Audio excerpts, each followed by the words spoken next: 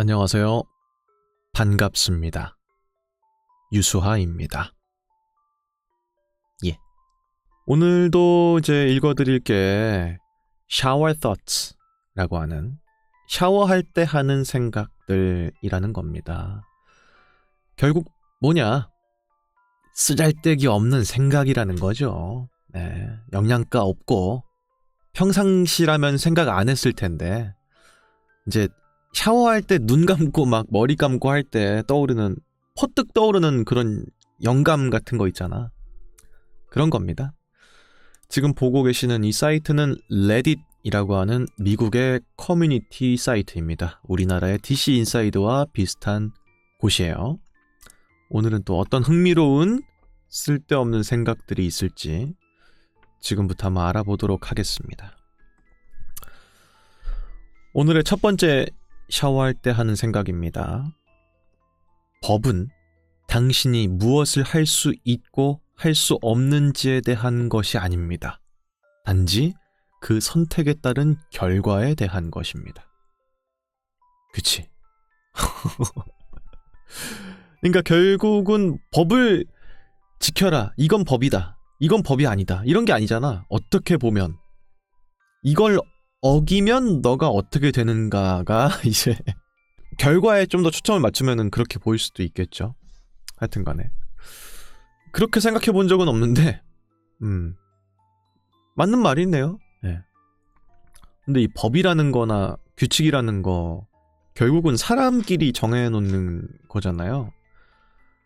그래서 가끔 운전할 때 이런 생각 가끔 들 때도 있어.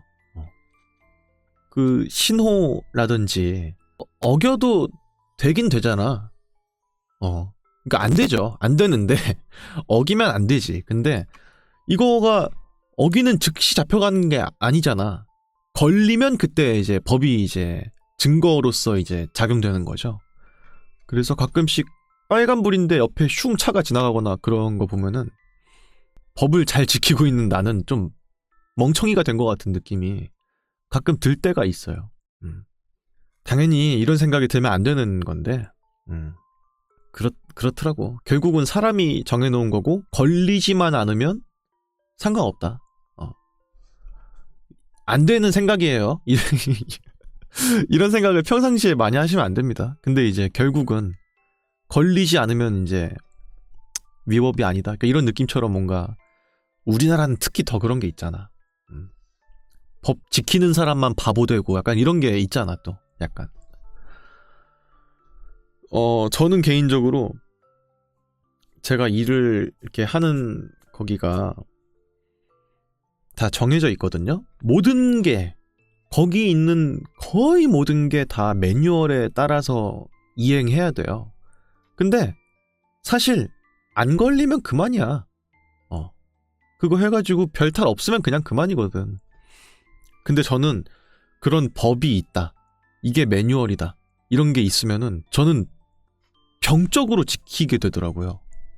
이걸 내가 법인 걸 알아. 근데 이제 안 지킨다? 그러면은 양심의 가책이 너무 느껴져가지고 안 지킬 수가 없어. 그래서 마감할 때 마감 시간을 30분 주거든요. 30분? 30분 안에 다 끝내야 돼. 다 끝내고 내일 오픈하는 사람들이 다 그냥 준비를 다 할 수 있게끔 사실상 전날에 다 준비를 하고 퇴근을 해야 돼요. 근데 이게 시간상 불가능해. 30분 안에 모든 매뉴얼을 지키면서 하는 게 불가능해. 사실상. 그래서 처음에는 제가 많이 늦었어요. 초과 근무를 했다는 뜻입니다. 주변에 이제 더 선임인 사람이 눈치 주고. 근데 늦어도 되거든요. 늦으면 심지어 돈을 더 줘요. 근데 그게 초과 근무를 계획에 없는 초과 근무를 하면은 이 생각지 못한 비용 지출이 발생하는 거니까 회사 입장에서는 권하진 않죠. 그래서 눈치를 많이 봤는데 나는 그럴 때마다 선임한테 말했어. 아니 이거는 불가능하다. 모든 걸 다 지키면서 30분 내에 끝내는 게 불가능하다. 실제로 불가능해요, 그게. 그래서 되게 힘들었는데 요즘에는 이제 눈치 봐가면서 미리미리 끝내는 거지. 하나 두 개씩 미리미리 끝내놓는 거지. 왜냐면 또 이제 마감 때쯤엔 손님이 거의 없잖아. 그래서 안 쓰는 것들 막 이런 건 좀 미리미리 좀 정리를 다 해놓고 그런 식으로 해서 해야지 딱 맞게 끝나. 여유가 전혀 없어. 끝나는 그게. 내가 항상 그 예시를 항상 들어요. 이거는 본사 직원을 데려와서 30분 주고 시켜야 된다고, 똑같이. 그리고 한번 해보시라고, 한번. 가능한지 본인이. 왜냐면은 매뉴얼대로 하면은 하면 안 되거든. 미리미리 준비하는 것도 원래 안 되거든. 근데 이건 내가 암만 생각해도 불가능해. 이 시간 안에 끝내는 게 그냥 불가능해, 그냥. 하여튼 그래요. 그런 것들을 난 진짜로 요즘에 일하면서 느끼는 생각인데, 높으신 분들이 뭐 결정해가지고 뭐 하고 뭐 우리한테 하달해가지고 하는데 결국 일을 하는 건 나잖아. 그들은 아이디어를 내고 직접 내가 만들고 내는 건 나잖아요. 난 진짜로 좀 정책을 바꿨으면 좋겠어. 많이 공감하시죠? 이거는. 그러니까 높으신 분이 한번 해보셔야 돼. 한 달에 한 2번 정도 어떤 매장에 가가지고 직접 해보셔야 돼. 그거대로 한번 해보시라고.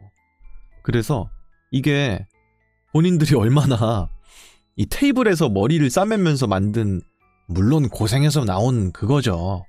나도 알죠, 당연히. 근데 정말로 밑에 사람들을 생각한다면 본사에서 나와가지고 해보셔야 돼, 한 번씩.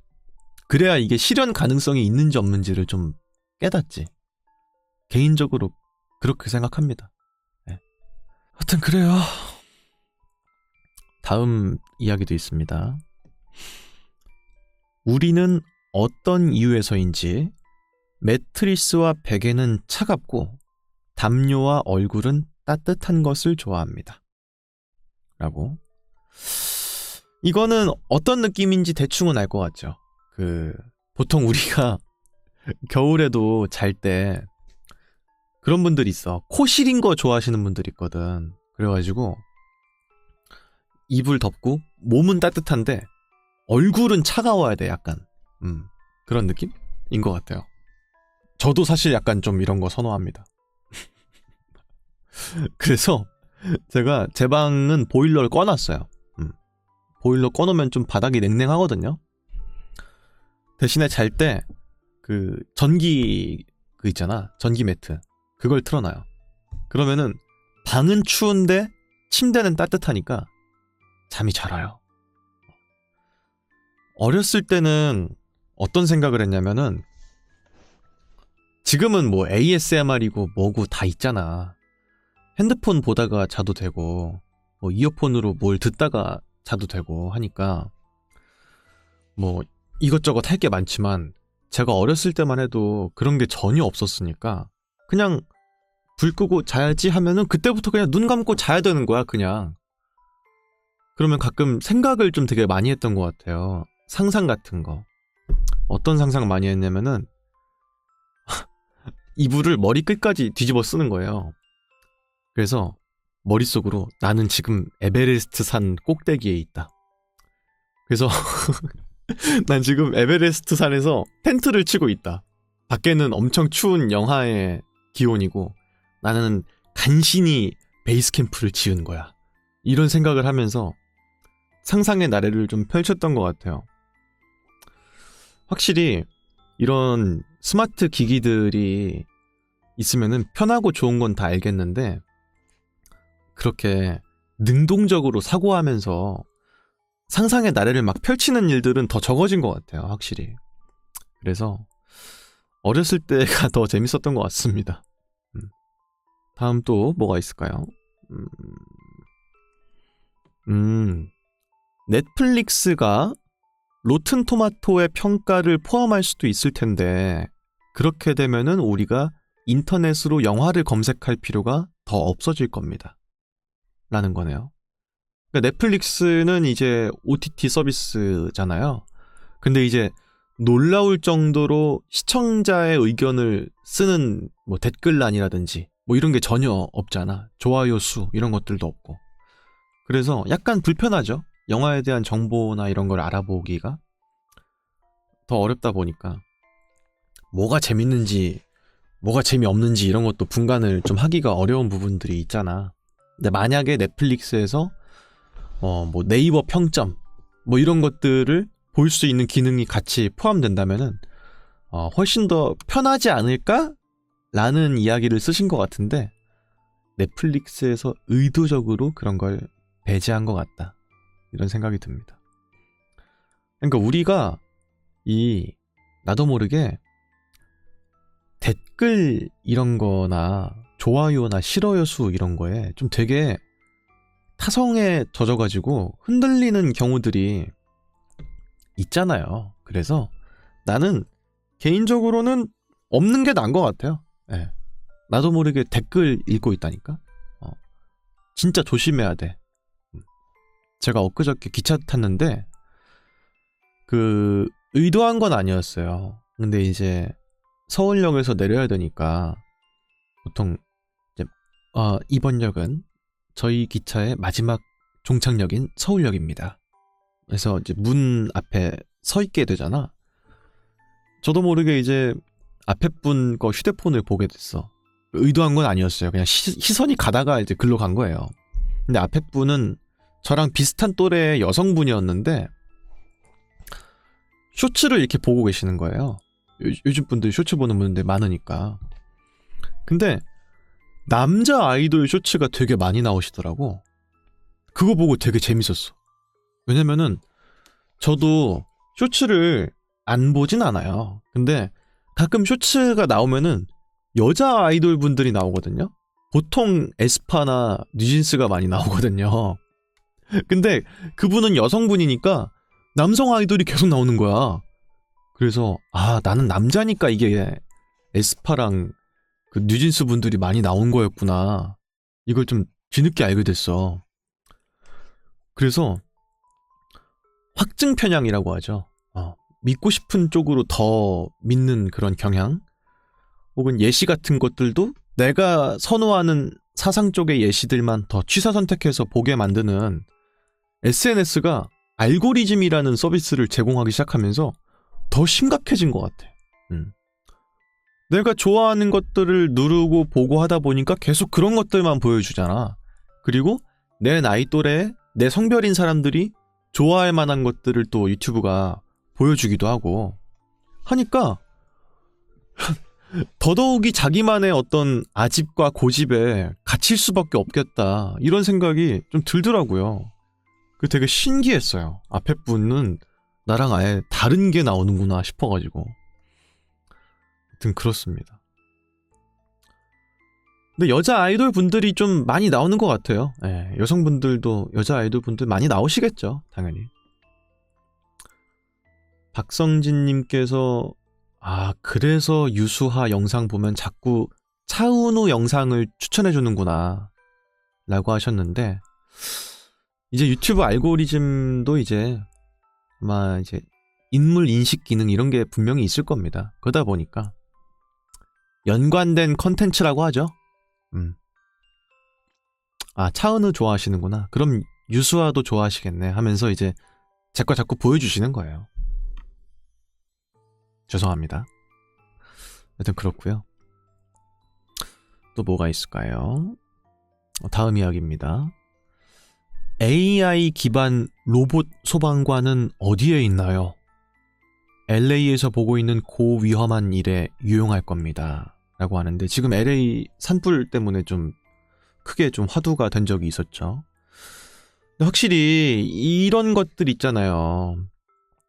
인공지능 이런 부분들이 제가 방금 말씀드린 유튜브 알고리즘 뭐 이런 거에 쓰이는 것도 좋은데, 진짜 사람이 대체할 수 있는 그런 거에 로봇들이 들어가는 그런 시대가 좀 빨리 왔으면 좋겠다는 생각을 좀 많이 합니다. 좀 위험하고 이런 것들 로봇이 대체해주면 얼마나 좋을까. 그래서 로봇도 관련해서 이런 올림픽 비슷한 게 막 있지 않나요? 그죠? 근데 그거 되게 신기한 거 알아요? 저도 EBS 다큐멘터리였나? 거기서 봤는데 무슨 그게 있더라고. 로봇 경연대회 같은 걸 하는 거예요. 근데 여기 써있는 내용대로 만약에 로봇이 인간을 대체해서 어떤 인명피해나 이런 것들을 구조하기 위해서 들어간다면 어떤 로봇이 되어야 될까라는 게 보통 그 주제거든요. 그래서 몇 단계 이렇게 있는데 첫 번째 단계가 뭔지 알아요? 문 여는 거예요. 문 여는 거. 대부분 이런 산불 피해나 어떤 피해가 있는 집 같은 데에 사람 대신에 들어가야 되는 거면은 보통 사람이 사는 곳들은 문이 있잖아. 로봇이 문을 열 수 있는가가 첫 번째 그거더라고. 되게 신기했어. 근데 이제 문을 여는 이 메커니즘이 사람한테는 너무 쉬운데 로봇한테는 되게 어렵다는 거예요. 문고리를 인식하고 잡고 돌리고 일정 이상의 이런 힘을 이렇게 당겨서 유지를 하고 그리고 내가 들어가야 되잖아. 로봇이 들어가고 그 다음에 문을 닫고 요런 식인 이게 수행하기 되게 힘들대. 이게 진짜 테크놀로지가 다 집합한 그런 거래. 문 여는 게. 문 여는 거 하나도 그렇게 힘드니까 더 예측 불가능한 현장에 들어가서 인간을 구조하는 게 쉽지 않겠죠. 그리고 아마 내가 기억하기로 마지막 단계가 그거였어. 운전하는 거였어요. 운전, 그 차 문을 열고 뭐 들어가서 문 닫고 시동 걸고 기어봉 변속하고 엑셀 밟으면서 스티어링 조종하는 그게 마지막 단계였던 걸로 기억해. 그러니까 이제 우리가 생각하기에는 너무 쉬운 그런 것들이 로봇 입장에선 되게 어려운 것들이겠죠. 근데 하여튼 간에 기술 발전이 좀 많이 빨리 이루어져서 이런 부분들은 사람 대신에 로봇들이 수행할 수 있는 그런 시대가 왔으면 좋겠다는 생각을 많이 합니다. 예. 왜냐면은 소방관 분들 너무 고생 많이 하시니까. 나 진짜 너무 안타까운 사고들이 그 사람 구하러 들어갔다가 돌아가시는 순직하시는 소방관 분들이나 이런 분들이 너무 안타까울 때가 너무 많아요. 진짜. 하여튼 그렇습니다. 또 뭐가 있을까요? 다음은 좀 웃긴 건데요. 새는 이가 없어서 충치에 대한 면역성이 있습니다. 따라서 비스킷을 먹어도 충치에 걸리지 않습니다. 라는 건데 이거 유사한 말은 제가 이제 아마 로어 읽기 할 때 말씀드렸던 것 같아요. 저희 형이 새벽에 갑자기 일어나가지고 콜라를 마시길래 형, 그 자다가 콜라 먹으면 다시 양치해야 되잖아. 뭐 콜라를 왜 마셔? 그랬는데 괜찮아. 이빨에 안 닿고 바로 목으로 넘겼어. 근데 그런가? 맞는 말이네. 충치가 생기려면 일단 이빨에 닿아야 되는 거잖아, 치아에. 근데 이제 치아에 만약에 안 닿고 바로 넘어갔으면은 괜찮은 게 아닌가 하는 생각이 들기도 하죠. 듣고 보니 맞는 말일세. 또 거북이도 치아가 없어요. 거북이도 저 거북이 키우잖아요. 거북이를 2005년부터 키웠습니다. 지금 거북이가 딱 20살이 됐거든요. 20살? 참 오래도 키웠다. 근데 그 거북이는 치아가 없고요. 그럼 어떻게 하냐? 이 주둥이 부분이 날카로워요. 그냥 그게 끝이에요. 그리고 이제 치악력이라고 하잖아요. 이 깨무는 힘. 굉장히 강력합니다. 그게. 한번 물면 거의 웬만하면 안 나. 이게 끊어질 때까지 안 나요. 그래서 손 물리거나 그러면은 정말 큰일 납니다. 살점 뜯길 때까지 계속 물고 있거든. 근데 제가 키우는 거북이는 그 레드벨리 터틀이라고 해서 작아요. 지금은 제 손바닥만큼 컸죠. 근데 이 악어 거북 같은 좀 큰 애들 있잖아. 걔네한테 물리면 진짜 큰일 나. 걔네는 절단될 때까지 진짜 안 놔요. 진짜로. 농담 아니야. 근데 이 거북이가 제가 막 먹이 주고 하면은 되게 엄청나게 막 팍팍팍 이렇게 물거든요. 근데 지금 이제 20년 동안 키웠으니까 뭐 괜찮은데 옛날에 키운 지 몇 년 안 됐을 때 있잖아요. 그럴 때는 내가 손가락으로 이렇게 이마를 쓰다듬어 주려고 해도 이게 먹인 줄 아는 거야, 손가락이. 그래서 막 공격을 막 손가락을 막 물라고 해요. 나 그럴 때마다 코를 이렇게 팍팍 밀었거든. 코를 톡톡 밀었어. 엄마, 마 이게 먹이로 보이냐 임마? 이러면서 코를 툭툭 밀었어. 그 할 때마다 그렇게 했더니 애가 적응해가지고 이제 손가락 넣어도 안 물어. 여튼 그렇습니다. 거북이 좀 귀여워. 근데 이제 제가 어렸을 때 거북이를 키웠던 이유는 일단 첫 번째로 안 울고, 두 번째로 털이 안 날리고, 관리가 다른 반려동물에 비하면 쉽겠다는 생각에 키웠던 거예요. 근데 아니에요. 거북이도 손 진짜 많이 갑니다. 특히 수조를 닦아줘야 되잖아. 거의 한 주에 한 번씩은 닦아줘야 돼요. 그래서 다른 강아지나 고양이보단 키우기 쉽겠지 해가지고 키우는 분들은 절대 그렇게 키우시면 안 됩니다. 거북이도 또 재밌는 점들이 좀 있는데, 거북이는 그 암컷, 수컷 구분하는 게 외관상으로 티가 안 나요. 생식기가 밖으로 나와 있는 동물이 아니에요. 양서류들이 보통 그렇겠지만. 근데 어떻게 아냐면은 그 거북이를 들었을 때 배에서부터 꼬리가 이렇게 있잖아. 근데 꼬리의 아래쪽에 항문이 있거든요. 그러니까 몸쪽 가까운 데에 항문이 있는데 그 항문의 위치가 어디냐에 따라서 암수 구분이 가능하고, 그리고 뭔가 짝짓기 처리되거나 했을 때 생식기가 항문에서 나온다? 깜짝 놀랐어. 아니, 어느샌가 내가 봤는데 거북이를, 아니 항문 쪽에 무슨 비닐봉지 같은 게 막 있는 거예요. 그래가지고 저게 뭐지? 했는데 그게 생식기였어. 전혀 몰랐지. 그 딱 깠을 때 보이는 게 아니니까. 그거는 필요에 의해서 꺼내는 거거든요, 걔네가. 그래서 겉으로 티가 안 납니다. 그런 또 신기한 부분들이 있어요. 그리고 또 짤막 거북이 상식. 거북이는 귀가 없습니다. 귀가 없어서, 그죠? 여러분 떠올려 보세요. 거북이는 귀가 없잖아요. 구멍도 안 나 있거든요. 어떻게 소리를 듣냐면은 진동으로 듣습니다. 진동으로. 그래서 먹이 주거나 할 때 먹이를 주면은 얘가 가끔 흥분해가지고 먹이를 분명 줬는데도 내 쪽으로 계속 헤엄치고 있을 때가 있어. 빨리 줘 임마 이러면서. 내가 먹이가 있는 쪽으로 벽을 툭툭툭툭 두들기면은 글로 가요. 여튼 그렇습니다. 집거북이는 원래 거북이가 동면을 취하거든요. 그래서 겨울잠을 자는 동물 중에 하나예요, 원래는. 그래서 야생 거북이들은 겨울잠을 잡니다.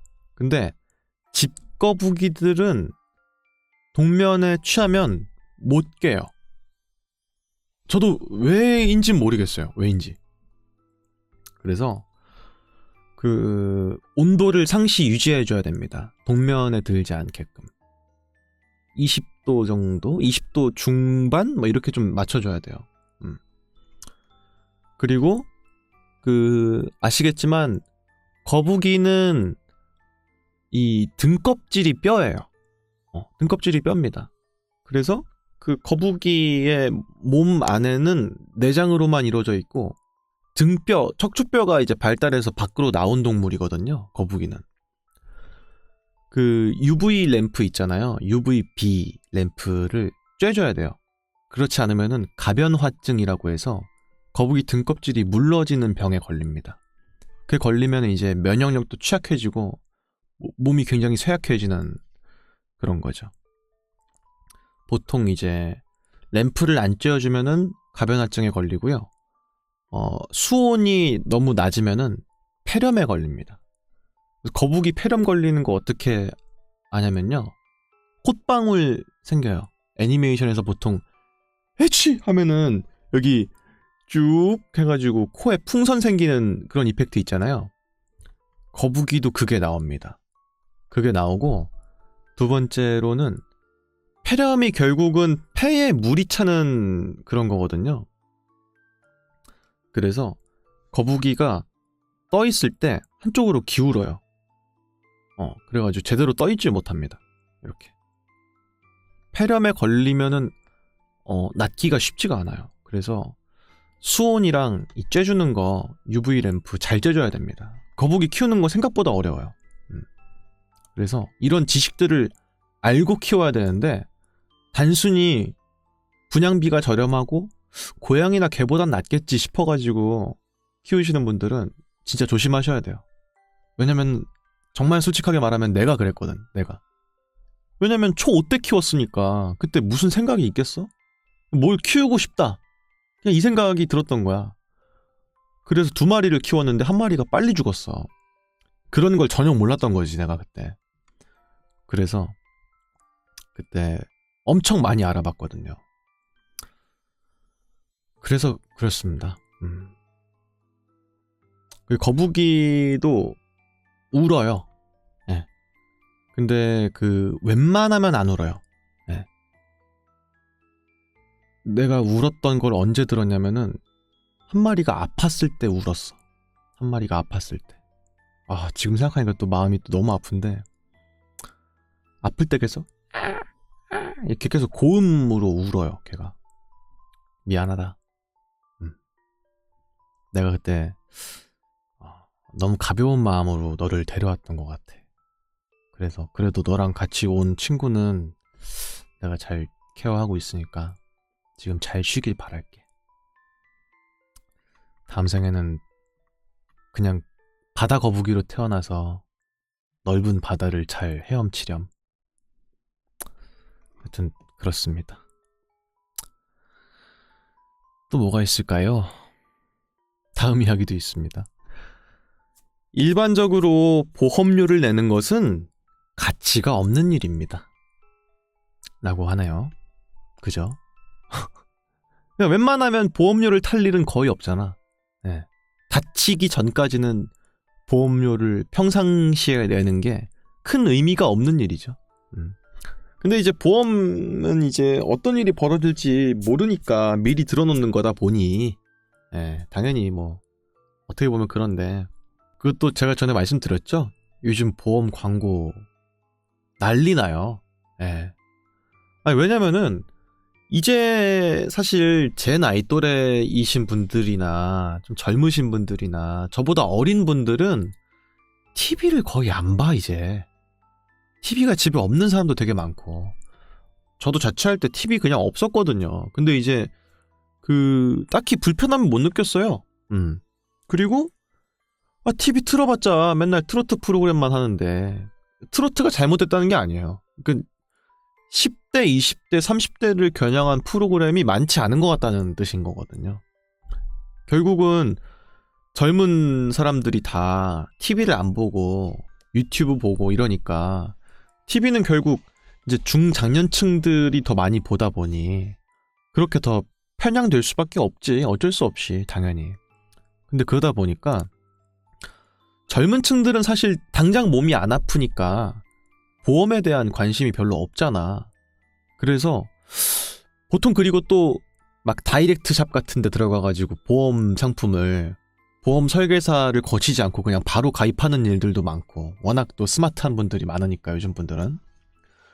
근데 이제 중장년층이나 어르신분들은 아플 일도 많고 걱정도 많고 TV도 맨날 보시니까 보험 광고가 TV에 많잖아요. 특히나 이제 저런 케이블 TV 쪽에는 보험 광고 되게 많잖아. 장난 아니야 요즘에 보험 광고. 내가 무슨 일을 당해서 뭐 암에 걸리거나 해가지고 세상을 떠나게 되면 남은 가족들에게 벌어질 불행 이런 것들에 초점을 맞춰가지고 보여주는 거야. 아 진짜 보세요 한번 언제 한번. 이게 겁나더라니까. 보험을 안 되면 안 되겠더라. 그거 보니까. 전에도 말씀드렸지만은 이제 그런 거를 이제 위협 소구라고 해서 시청자들한테 혹은 이제 보는 사람들한테 당신이 이걸 지키지 않으면 이런 일들이 벌어진다는 그런 위협적인 것들을 어떻게 보면 보여주는 거죠. 그래서 들게끔 만드는 사실상 협박이야. 어떻게 보면은. 대다수 광고들이 보통 그렇지만은 보험은 이제 건강이랑 연관돼 있는 거다 보니까 더 주의 깊게 볼 수밖에 없잖아. 근데 요즘 광고들은 내가 봤을 때 제재를 좀 해야 되지 않나? 이런 생각이 난 개인적으로 들었어. 진짜로. 하여튼 그래요. 또 요즘에는 이제 반려동물 시대다 보니까 반려동물 키우는 분들도 되게 많잖아요. 펫 보험도 있는 거 아시죠? 사람만큼 비쌉니다. 근데 이제 이 여기 써 있는 것처럼 아플 수도 있지만 안 아플 수도 있잖아. 차라리 그 돈으로 그냥 적금을 들어서 나중에 진짜 아플 때 그냥 목돈 모아놓은 걸로 내시는 분들도 있더라고요. 요즘 분들은. 그러니까 보험이라는 게 안 아프고 안 다치면 결국은 내가 못 찾아 쓰는 돈이 되는 거니까 그렇게 따로 모아놓는 것도 나쁘지 않은 것 같아요. 근데 물론 사람의 치료비는 정말 엄청 비싸니까 들어놓는 게 낫겠죠. 뭐가 됐든 간에. 제가 최근에 들었던 것 중에 고양이 있잖아요. 고양이 중에서 이식증이라고 하는 병이랄까? 증세를 보이는 애들이 있거든요. 그런 애들은 뭐냐면은 밥이 아닌데 물고 먹어요. 그냥 아무거나 물고 먹어보는 거예요. 그냥 먹으면 안 되는 걸 먹는 건데 그러다가 그 고양이 장난감은 보통 이 줄로 연결된 부분이 잘 안 보이게끔 하잖아요. 이게 잘 보이면 고양이가 이제 흥미를 떨어지니까. 그래서 어떤 고양이가 낚싯줄을 먹었다는 거야. 그럼 수술 들어가야 되잖아. 그러면은 이 배 째고 해야 된단 말이에요. 잘못하면 더 크게 될 수 있으니까. 그래서 400만 원인가 수술비가 들었다는 거예요. 장난 아니야 진짜. 특히나 이제 동물들은 의료보험도 안 되니까 엄청 크게 나가죠. 고양이 병원 데려가잖아? 살벌해 진짜.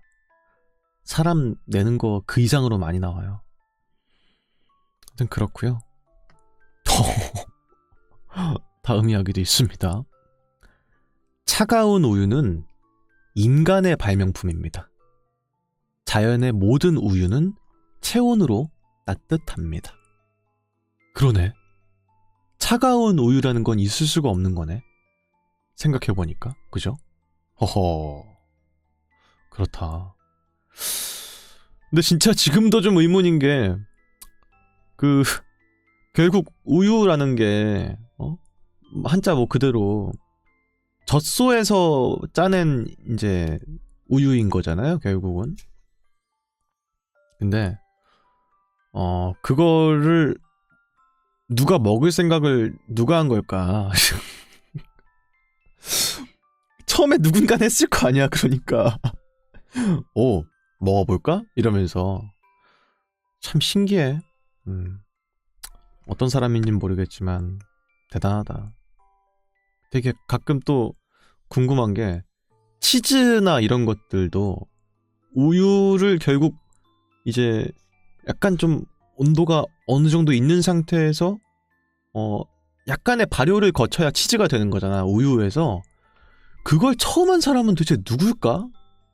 이런 생각이 들 때도 있어요. 그러니까 누가 하긴 했을 거 아니야, 누군가가. 근데 어떻게 하게 된 걸까?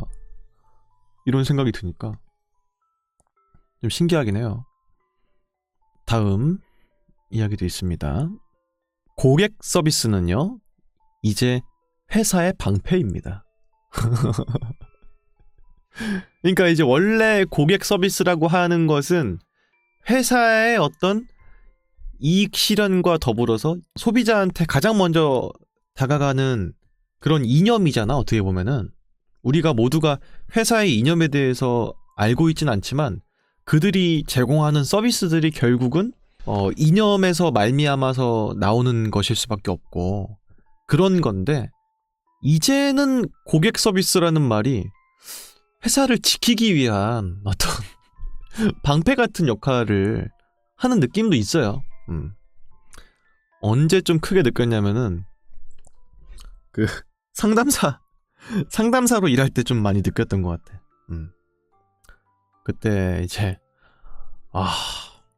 진절머리가 났습니다. 진절머리가. 제가 웬만하면 일을 빨리 그만두는 편이 아니거든요.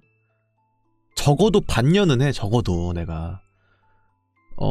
왜냐면은 사실 반년 정도를 버티면은 아무리 힘든 일이어도 좀 적응이 되더라고요. 근데 상담사는 진짜 못 견디겠더라. 이거는 해야 되는 게 전부 진짜 방어밖에 없어요. 나한테 전쟁터에 나가는데 공격할 수 있는 게 아무것도 없어. 그냥 양손에 다 방패를 쥐고 나가는 거야. 그냥 최대한 버티기만 하는 거야. 그냥. 그래서 쌍욕 같은 것도 막 먹고. 세상에 너무 다양한 사람들이 많다 보니까 진짜 요즘 같은 세상에 상식적인 사람들이 얼마나 많은데 욕하는 사람이 얼마나 있겠어. 이러잖아요. 근데 진짜로 욕하는 사람 되게 많아요. 그건 제가 아예 영상으로 따로 다룬 게 있기 때문에 궁금하신 분들은 좀 찾아보시면 될 것 같은데, 사실 한 10분 중에 한 8분, 9분은 괜찮아요. 대다수가 젠틀하게 다 이해를 하고 넘어가세요. 근데 한 명 정도가, 하루에 한 2-3명 정도가 진짜 밑도 끝도 없이 미친 사람들이 있어. 물론 하다 보면 적응되겠지. 물론 하다 보면. 근데 상식 밖의 사람들이 너무 많아. 진짜로. 제가 말씀드렸잖아요. 그때 제일 어이없던 거. 뚜루루루루. 네, 어디 상담사 유수합니다. 무엇을 도와드릴까요? 했더니 사과하세요. 그러는 거야. 내가 어이가 없어가지고 그냥 죄송하지만 어떤 것 때문에 그러실까요? 했더니 사과하시라고요. 아니, 제가 그 이용할 때 불편이 있어가지고 한 10분 정도 기다린 것 같은데 10분 기다렸으니까 고객이 사과하셔야지 이러는 거야. 그래서 그냥 죄송합니다. 저희가 지금 추석 시즌이어가지고 통화 인입량이 많아서 대응이 좀 늦어진 부분들이 있습니다. 다른 상담원분들도 다 통화 중이다 보니까 좀 대응이 좀 늦어진 것 같습니다. 이 점에 대해서 미리 좀 사과의 말씀 드립니다. 했더니 봐요. 사과하니까 얼마나 좋아. 이러는 거야. 미쳐버려요, 진짜. 이런 사람들이 있다니까? 여러분, 상식선으로 이해가 안 되죠? 있다니까요, 진짜로? 내가 그래서 정남이가 떨어져가지고 그만뒀어요. 근데 진짜 놀라운 게 뭔지 아세요? 이거는 상담사를 지금 하시는 분들도 다 아는 내용일 거예요. 상담하시는 분들은 다 알아요, 이거를. 뭐냐면은 그날 날씨가 안 좋으면 고객들도 악성 고객들이 많아요. 그날 날씨가 좋으면 악성 고객이 별로 없어요. 이거 진짜 과학이야. 진짜예요, 이거. 아침이 좀 꾸리꾸리하고 비 오고 이러면은 고객들도 악성 고객들이 되게 많아. 징크스에 가까운 건 나도 아는데 진짜 그래요. 되게 웃겨. 하여튼 그렇습니다. 네. 이거 관련된 거는 궁금하시면 제가 영상을 아예 따로 다룬 게 있으니까 그거 보세요. 거기에 제가 아주 상세하게 적어놨습니다. 다음 또 뭐가 있을까요? 이거 웃긴다. 다음 이야기도 있습니다. 학교에서 학기는 선생들이 미칠 때쯤에 끝나게 되고요. 학교에서의 방학은 부모들이 미칠 때쯤에 끝납니다. 라는 내용인데요. 이제 애들을 상대하고 다루는 게 진짜 힘든 일이잖아요. 정신 나갈 때쯤에 이제 방학이 되고, 선생님들 입장에서는 이제 부모들이 이제 정신 나갈 때쯤 되면은 이제 학기가 시작된다는 거죠. 결국 약간 좀 바톤 터치하는 느낌이네요. 뭔가 둘이서. 근데 이게 진짜 만국 공통이라는 생각이 드는 게, 그 뭐지? 그 캐롤 가사 중에서 여러분들이 캐롤 가사까지 막 뜯어보면서 보진 않으실 테니까 모르시겠지만은, 이거 It's beginning to look a lot like Christmas 있잖아요. 이거 되게 유명하죠?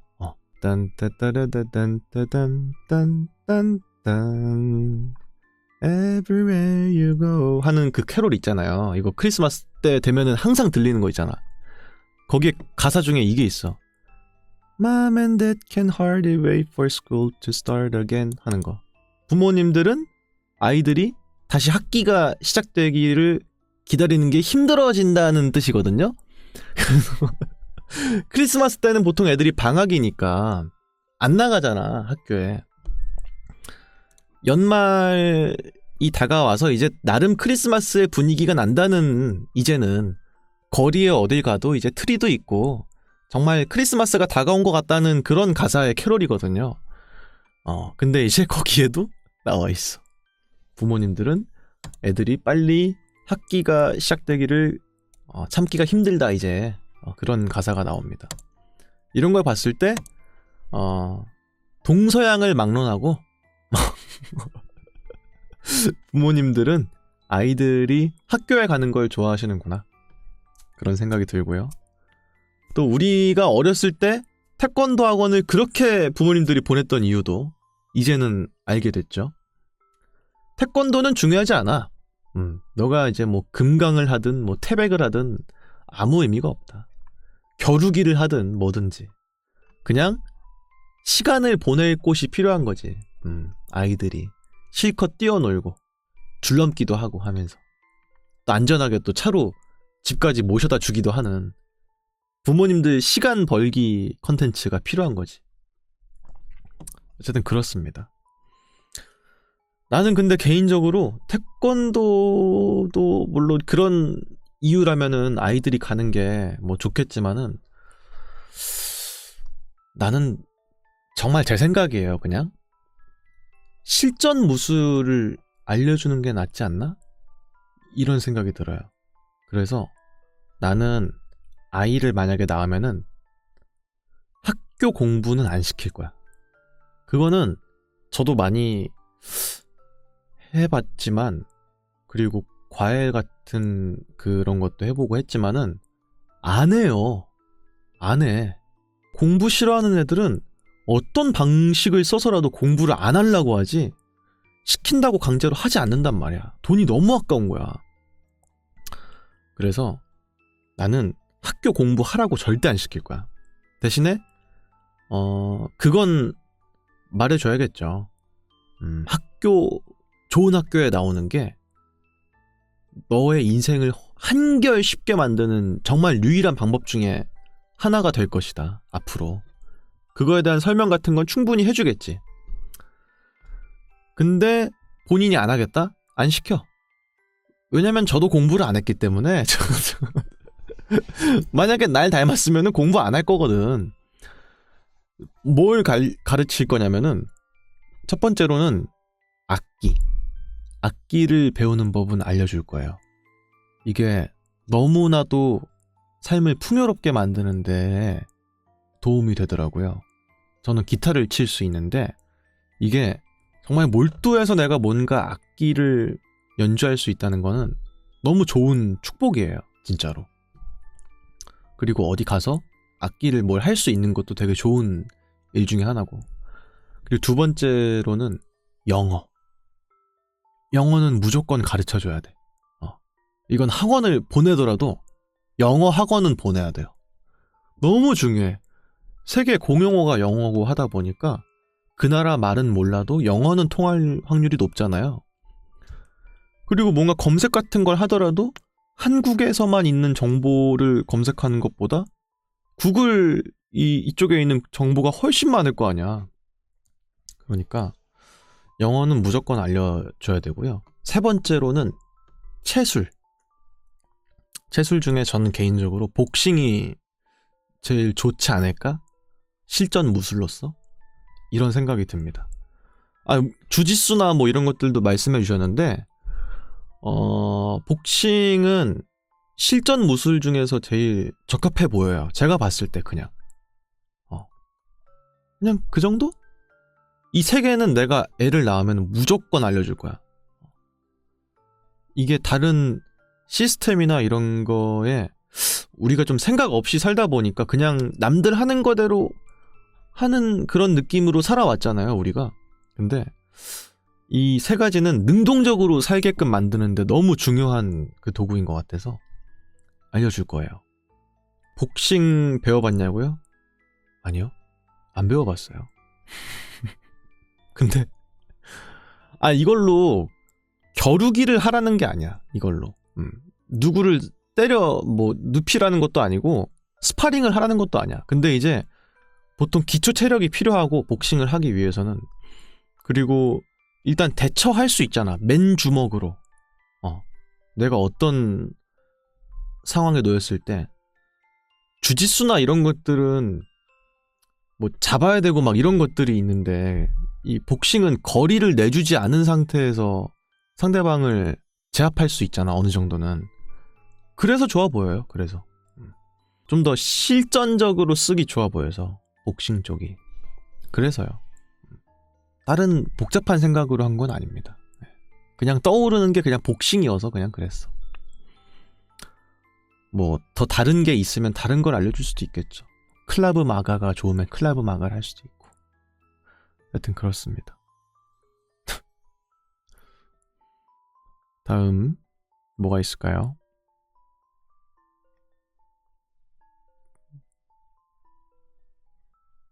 이건 좀 흥미로운데? 옛날 4:3 화면 비율의 TV 프로그램에서는 사람들이 부자연스러울 정도로 서로 가까이 서 있었습니다. 그런가? 이건 좀 검색해봐야겠는데? 확실히 이런 걸 봤을 때 좀 그래 보이기도 한다. 그러니까 이제 지금은 이제 비율 자체가 몇 대 몇일까요? 보통 16:9? 이 정도 비율이 일반적이지 않나? 근데 4:3이었을 때는 거의 정사각형에 가깝다 보니까 한 카메라 앵글에 담기 위해서는 두 사람이 가까이 붙어 있었어야겠죠? 어쩔 수 없이 앵글에 맞게끔 하려면. 요즘 다른 것들에 비하면 확실히 이거에 비하면 그래 보이기도 하네요. 그죠? 지금 요 거리랑은 확실히 좀 떨어져 있는 것처럼 보이기도 한다. 하여튼 그렇습니다. 이런 건 또 가깝긴 한데.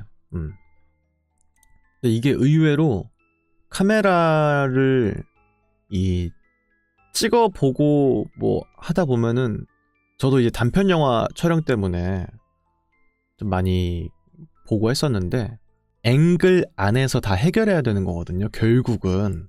그래서 정해져 있는 앵글이 있고 이 밖에 나가면서 연기를 하면은 보여줄 수가 없잖아요. 그죠? 그러니까 제가 이제 늘상 말씀드리잖아요.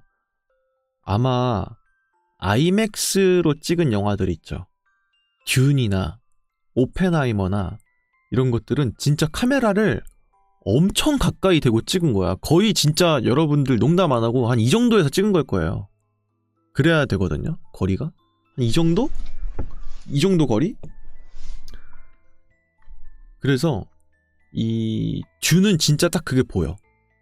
이 각도에서 벗어나지 않으면서 연기하는 그게 엄청 잘 보여요. 듄 나중에 보실 기회 있으시면 한번 보세요. 왜냐면 듄이 사람을 진짜 엄청 가까이 찍거든요. 듄 영화 보시면 아시겠지만. 그래서 이 앵글에서 안 벗어나면서 연기하는 느낌이 엄청나게 느껴져요. 실제로는 진짜 이 정도밖에 못 움직였을 거야, 아마. 이 정도밖에. 그래야 앵글 밖으로 안 나가거든. 그러니까 4:3 비율이었을 때는 더 그런 식으로 했을 수도 있겠죠. 아무래도. 제가 이제 말씀드렸지만 그때 20분짜리 영상에서 보는 사람들은 이 하는 사람들이 너무 잘하고 있으니까 그런 것까지 생각을 안 하잖아. 그래서 모르는 것일 뿐 그런 게 되게 많아요. 그런 것들이. 좀 그렇습니다. 다음 이야기도 있습니다. 코카콜라는 자사 제품에 오리지널 테이스트라고 표기를 합니다만 이를 검증할 사람이 아무도 없습니다. 라는 건데 진짜 맞는 말일세? 맨날 그거 보면서 저게 무슨 뜻일까? 하는 생각이 들 때가 있었거든요. 이거 있잖아, 이거. 보시면 아시겠지만 여기 써있잖아. 오리지널 테이스트라고. 근데 이제 오리지널인지 아닌지 우리가 어떻게 알아. 그런 뜻이겠죠. 근데 아마도 콜라의 원조다 뭐 이런 느낌으로 써놓은 게 아닐까 하는 생각이 들긴 해요. 다른 이제 타사 제품은 원조의 맛이 아니다 이거지. 이 제로 콜라를 또 보니까 떠오르는 게 저 일반 콜라 안 먹은 지 꽤 된 것 같아요. 네. 제로 콜라가 어떤 사람들은 맛이 없다고 안 드시는 분들도 되게 많은데 전 아무 생각이 없거든요. 네. 물론 그 진짜 설탕 들어간 이 콜라가 맛이 있지. 더 맛있는 건 나도 알아요. 근데 내 얘기는 그거야. 야, 맛있는 콜라 먹고 건강 안 좋아질래? 맛 조금 없는 콜라 먹고 건강할래? 하면은 저는 맛 조금 없어도 된다 이거지. 나는 그래요. 저는 개인적으로. 예. 근데 그게 있어. 이게 지금은 시대가 진짜 좋아진 거예요. 옛날에도 코카콜라 라이트가 있었습니다. 이거 기억하는 분 있을지 모르겠네. 이게 우리나라에도 있었거든. 지금의 사실상 그거죠? 제로콜라 포지션이라 봐도 되죠? 이게 진짜 맛없었어. 이게 건강에 좋다는 생각은 나도 했는데 진짜 맛없었어 이게. 이게 한 10몇 년 전에 있었어요. 한 20년 전쯤에 있었다. 한국에. 근데 이때 이후로 아마 안 팔려서 안 파는 것 같아. 그러다가 제로콜라가 오랜만에 나온 거예요. 오랜만에. 아마 우리나라에서 제로콜라는 맛이 없다라는 그 인식은 코카콜라 라이트 때문일 확률이 높다고 봅니다. 이게 진짜 엄청 맛없었거든 이게. 하여튼 그래요. 태권소년 21님께서 와 옛날 사람이다 하셨는데 죄송하지만 태권소년 21님보다 제가 더 어리죠. 중년 남성은 당신입니다. 맥콜은 맙소사. 제가 어렸을 때 그 닭강정 집에서 치킨을 시키면 맥콜을 주는 곳이 있었어요. 그때 먹었지. 그 이후로는 먹어본 적이 없어요. 그리고 이것도 약간 진짜 마이너 중에 마이너 픽이야. 이것도 소래 눈 뭐 이런 거랑 거의 비슷하다.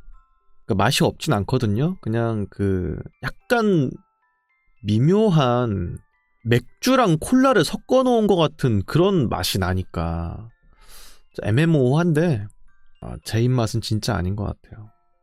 태권소년 21님께서 아니 근데 다 거르고 맥콜 진짜 개맛있음 이라고 하셨는데 뭐 취향은 다양할 수 있습니다. 존중해 드려요. 아니 맥콜을 맛있게 드신다고 소래 눈을 맛있게 드신다고 해서 욕하는 게 아니에요. 취향 존중. 근데 내 입맛엔 영 아니다. 포지셔닝이 너무 애매하다 이거예요. 지금 뭐 여러분들 또 본물 터지듯이 지금 대자와 극혐 소래 눈은 양반이지 뭐 이러면서 막 써주고 계시는데 다 존중하자 이겁니다. 누구에게는 인생 음료가 누구에게는 거리낌의 대상이 될 수도 있어요. 태권소년님께서 마달못 하셨는데 마달못 할게요. 예. 마달못 하면 되잖아. 맥콜 안 먹을 거라고. 나는 제로콜라 먹을 거라고. 맥콜 많이 드셔요. 예. 전 안 먹을 거니까. 어쨌든 그렇습니다. 또 뭐가 있을까요? 이건 또 뭐야? 다음 이야기도 있어요.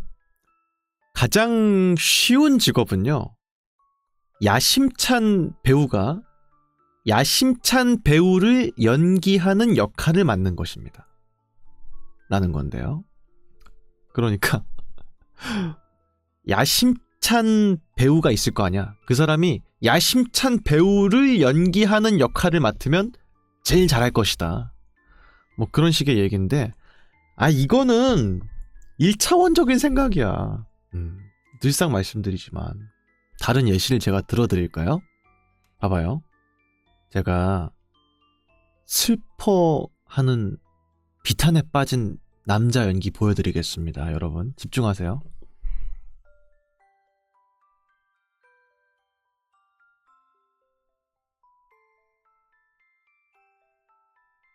끝이에요. 끝. 왜냐면은 우리 일상적으로 슬플 때 어떻게 해요? 슬플 때 아무것도 안 해.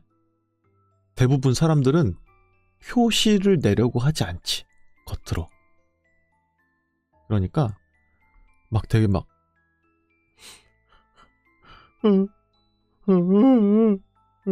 이런 막 드라마에 나오는 막 이런 게 안 한다니까. 그러니까 야심찬 배우가 야심찬 배우를 연기하는 그런 거를 맡아도 나름대로의 연기법이 또 필요한 거야. 가만히 있으면 모른다니까. 절대 이게 이렇게 쉬운 그게 아니야, 절대로. 왜냐면은 사람은 120을 보여줘야, 연기할 때는 120을 보여줘야 남들한테 한 90 정도로 와닿기 때문에 100을 하면은 한 60밖에 안 느껴져. 내가 아까 슬픈 연기 했잖아. 근데 슬퍼 보였어요? 안 슬퍼 보였잖아. 그런 거예요. 하여튼 그렇습니다. 그렇게 이렇게 보이는 것만큼 쉬운 그런 건 아니다, 분명히. 또 뭐가 있을까요? 야, 이거 골 때린다. 다음 이야기도 있습니다. 언더커버 보스는 대부분의 사람들이 자신이 누구 밑에서 일하는지를 전혀 모른다는 전제에 기반을 둡니다. 진짜 맞는 말이네. 그러니까 언더커버 보스가 뭔지 아시죠? 기업의 회장이나 사장이나 이런 사람이 그 기업체의 말단 직원으로 이제 변장을 하거나 몰래 들어가는 거야. 입사를 몰래 하는 거예요. 그래서 이제 실제로 회사가 어떻게 돌아가고 있는지를 높으신 분이 직접 체험해 보는 거지. 그런 미국의 그 예능 같은 것들도 있었고, 우리나라도 비슷한 게 있었을 건데, 어쨌든 간에 그게 되려면 직원들이 회장님의 얼굴을 몰라야 되는 거야. 물론 변장을 하는 것도 있겠지만은, 어쨌든 몰라야만 가능한 것이다 라는 거죠. 이게 옛날에 그 지상파 채널이었나? 공중파 채널이었나? 어디서 EBS였나? 막 이런 데서 틀어줬었어. 그 박명수님께서 나레이션하고 막 그랬거든요. 언더커버 보스 막 하면서 하는 거 있었거든. 근데 아니 이걸 모른다고? 이런 생각이 좀 들더라고. 근데 누가 봐도 CEO처럼 생겼는데 누가 봐도 CEO인데 변장한 티가 너무 많이 나니까. 근데 이제 모른다고 싶어서 좀 공감은 안 됐어요. 뭐 때문에 내가 또 이해가 안 갔냐면은, 그 언더커버 보스가 결국은 그 위장 취업하는 거잖아, 사장님이. 근데 카메라가 같이 간단 말이에요. 근데 이상한 걸 못 느껴? 신입사원이랑 이 카메라를 찍고 있는데 이거 혹시 언더커버 보스 아니야? 이런 생각을 안 하나?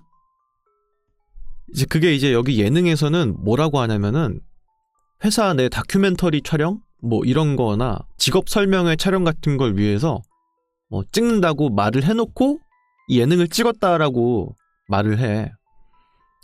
근데 이제 그 선임들도 눈치가 있으면은 이거 언더커버 보스에서 많이 봤던 패턴인데 싶으면은 조심할 만도 하잖아.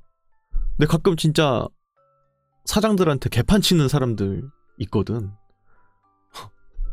되게 꼬셔요, 보면은. 이제 미국판 암행어사 출두요라고 보시면 될 것 같아요.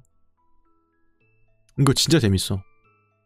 그렇습니다. 저는 개인적으로 우리나라도 이걸 좀 해야 된다 라고 생각합니다. 재밌습니다, 이거. 어쨌든 그렇고요. 이건 미친 생각인데? 이런 생각 어떻게 하는 거지? 다음 이야기도 있습니다.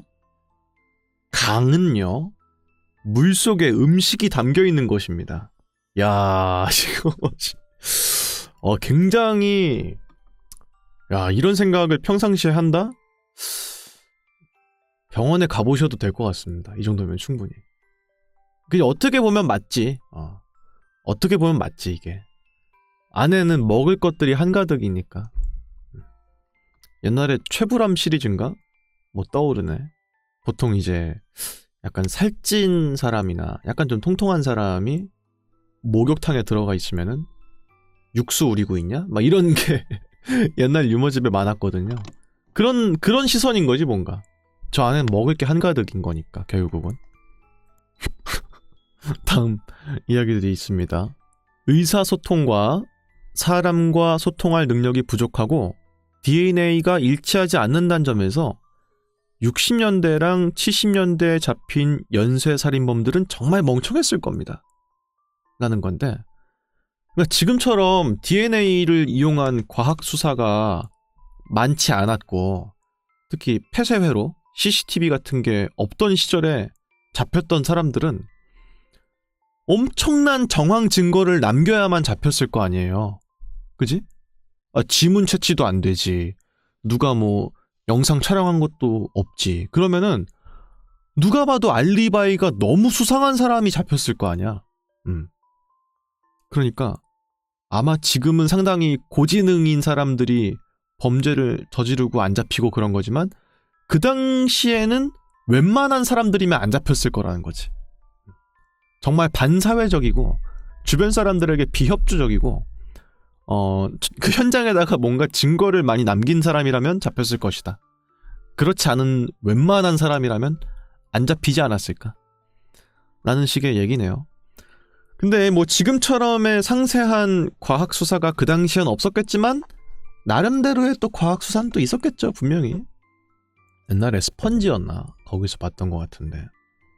옛날에 조선시대에도 과학수사 비슷한 게 있었다고 들었거든요. 와, 기가 막히는데? 업술무, 원통할 원. 그래서 무원록이라고도 불렀대요. 원통함이 없도록 살인사건의 시시비비를 가리기 위한 검시 지침서였습니다. 이는 시신의 상태를 살펴서 살인사건을 해결하는 데 필요한 교과서나 마찬가지였습니다. 라고 하네. 그 당시에도 나름대로 시체를 검안하는 그런 방식을 다룬 교과서가 있었다는 거죠. 그리고 정약용의 흠흠신서, 이것도 마찬가지입니다. 모든 이의 생명을 소중하게 여겨서 억울한 백성이 없도록 바르게 판결하는 취지에서 있는 형법서입니다. 그 당시에도 멍청한 사람만 잡혔다라기보다는 나름대로의 방식이 있었을 것이다. 근데 이제 우리가 생각하는 것만큼 지금만큼의 과학적인 수사의 방식은 아니었을 확률이 매우 높겠죠. 약간 좀 아까도 말씀하셨지만은 마녀사냥 비슷한 방식으로 몰아가는 것들도 많았을 거예요, 분명히. 아무튼 그렇고요. 허허, 이거 좀 가슴에 와닿는데? 다음 이야기도 있습니다. 노래는요, 청각장애인을 위한 시입니다. 그러네. 그치, 이제 시라는 그 포맷이 결국은 지금에 와서는 노래로 바뀐 느낌이 약간 좀 있죠. 아까도 그 이승열님 노래를 들었습니다만, 늘 너의 눈 깊은 곳 애를 태우는 불꽃처럼 비밀스러운 얼굴이 슬픔을 말해. 다가서면 멀리 사라지는 너는 연기처럼 꿈속에서 미소 짓는 너 환하게 빛나는 얼굴. 기가 막힌다. 근데 이제 그런 것들도 있을 거예요. 이제 사건은 다가와 오에이 거세게 커져가 오에이 틱택 틱틱밤. 이런 건 또 이제 상당히 시라고 하긴 좀 그렇죠. 질문은 계속돼 오에이. 우린 어디서 왔나 오에이. 느껴 내 안에선 수수수 슈퍼노바 라고 하는 시입니다. 어쨌든 그래요. 물론 이제 지금도 시에 그런 게 많이 발전하고 막 그랬겠지만은, 그거 아세요? 제가 짤막하게 말씀드릴게요. 그 옛날에 영시 있잖아, 영시. 셰익스피어 있잖아요, 셰익스피어. 그분이 희곡이나 이런 그런 걸 쓴 걸로도 유명하시지만은 시를 쓴 것도 있거든요. 시? 그 당시에 시조 방법은 미쳤어. 이거가 완벽한 예시인지는 모르겠어요. 근데 이제 셰익스피어가 썼던 소네트 중에 일부입니다. 근데 이게 Shall I compare thee to a summer's day 뭐 이렇게 써 있잖아요. 이 당시에는 시의 운율을 어떻게 맞추냐면은 첫 번째 줄이랑 세 번째 줄이 끝이 비슷한 그 음가로 끝나요. 그죠? Summer's day, Birds of May. 그쵸? 그리고 두 번째랑 네 번째 줄 보면은 Temperature랑 Date 이런 식으로 A, B, A, B, C, D, C, D, E, F, E, F, G, G, H, H 막 이렇게 해서 끝나거든? 그 내용을 한 12줄, 13줄 이렇게 쓰는데 이거를 다 맞추는 거야. 이 구조를. 그러니까 우리 사실 랩도 그렇고 시도 그렇고 이어지는 두 줄이 끝맺음이 맞게끔 끝내는 거는 좀 쉬울 수도 있잖아, 어떻게 보면은. 근데 여기는 한 줄을 건너뛰고 라임을 맞추는 거예요.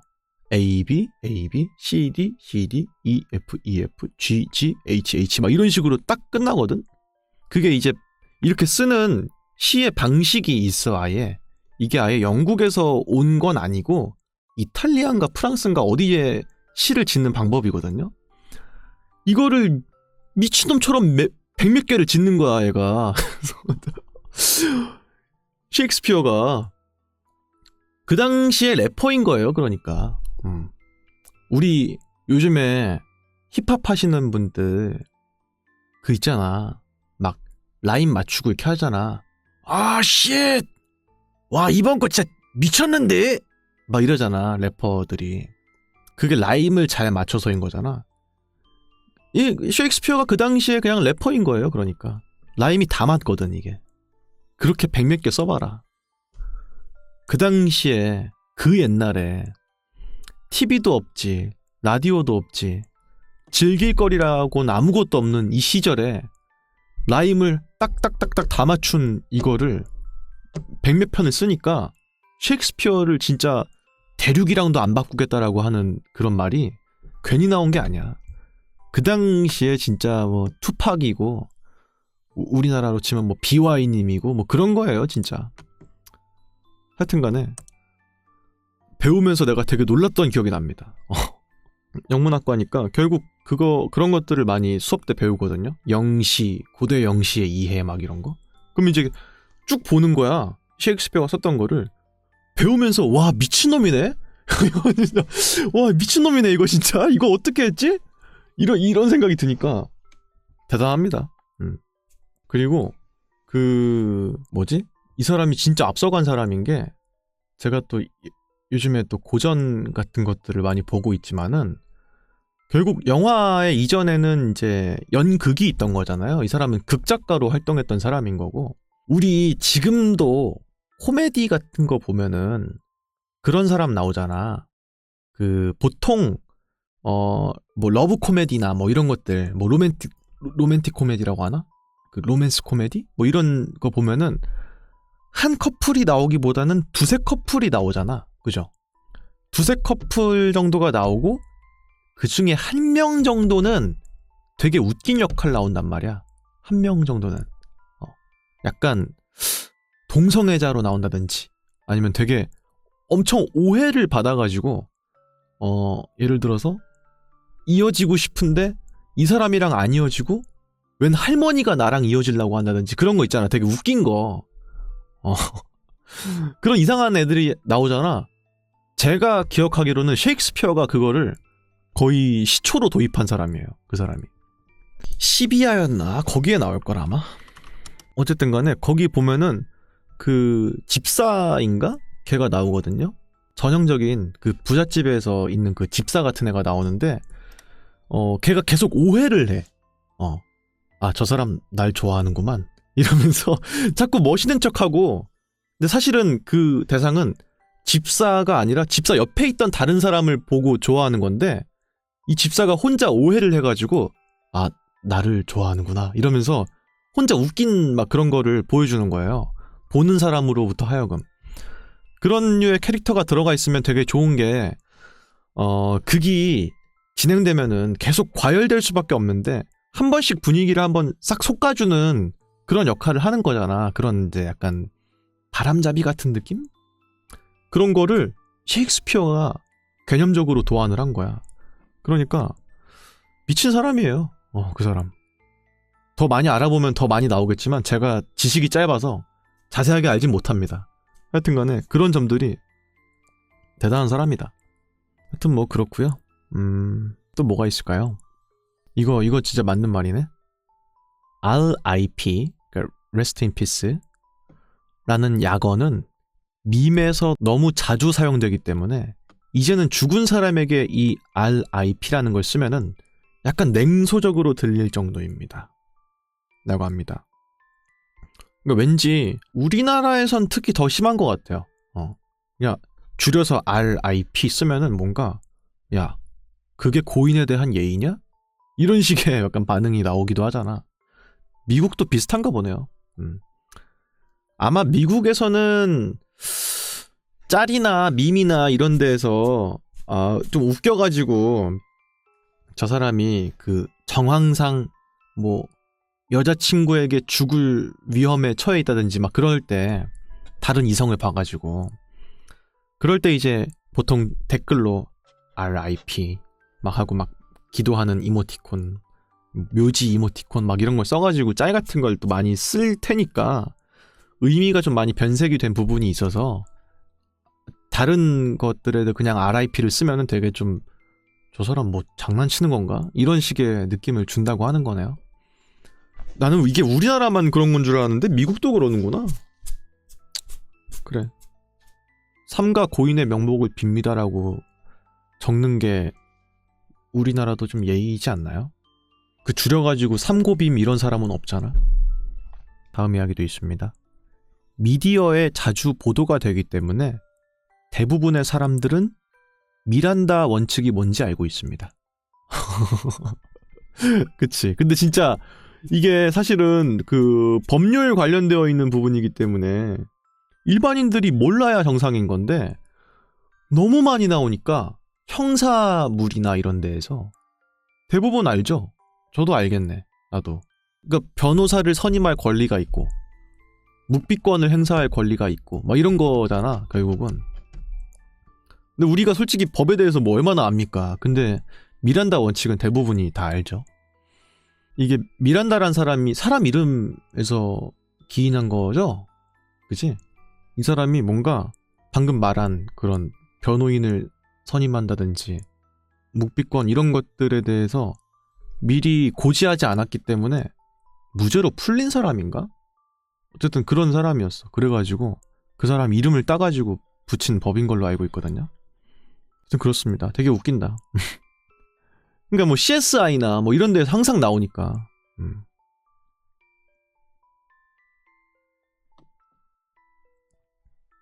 또 뭐가 있을까요? 아, 이거. 맞아, 이거 맞는 말이야. 다음 이야기도 있습니다. 대부분의 사람들은 증조부모의 이름을 다 기억하지 못합니다. 우리는 100년 후에는 사실상 잊혀질 것입니다. 라는 건데요. 그치? 그러니까 우리가 기억하는 거는 진짜 지금 뭐 친척들 정도 이름? 사실 전 개인적으로 친척 중에서 이름 모르는 사람도 있어요. 그리고 할머니, 할아버지까지는 다들 이름을 기억하지만 정말 뭐 더 막 고조 할아버지, 뭐 증조 할아버지 모르는 경우가 많잖아. 가족인데도 불구하고. 그러니까 100년 후에는 사실상 다 잊혀질 거다라는 겁니다. 약간 좀 위안이 되기도 해요. 전 개인적으로. 내가 무슨 천하에 미친 쓰레기 짓을 해도 100년 뒤에는 그걸 기억할 사람이 없겠구나라는 생각을 하면은 약간 위안이 돼서, 그렇다고 제가 쓰레기 짓을 하겠다는 게 아니고요. 그러니까 내가 아무리 멍청하고 쪽팔린 실수를 해도 100년 뒤면 아무도 모를 거니까 뭐 이런 생각을 하면 좀 약간 위안이 된다는 거죠.